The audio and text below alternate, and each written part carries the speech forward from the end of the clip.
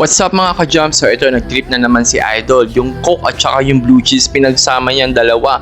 Ano na naman kaya magiging lasa nito? Mukhang mapapalaban na naman tayo. Hindi natin malalaman kung hindi natin susubugan. So let's go! 2,000 years later. So ito na mga ka-jump. So meron tayong Coke at then blue cheese.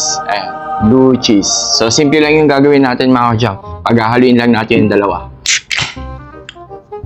Ayan, buksan natin, lagyan natin yung Coke. Then, after that, ilagay na natin yung blue cheese.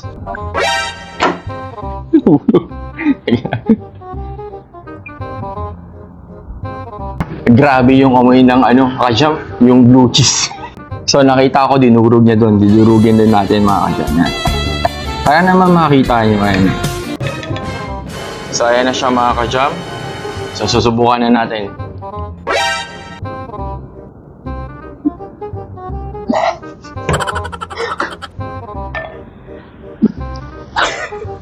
yung Coke nandun, pero yung blue cheese maaamoy mo at saka malalasahan mo talaga. Pero okay lang, not bad, not bad. Ulitin natin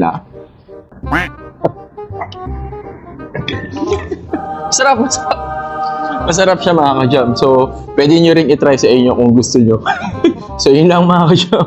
Hanggang sa muli, salamat sa suporta. Paalam.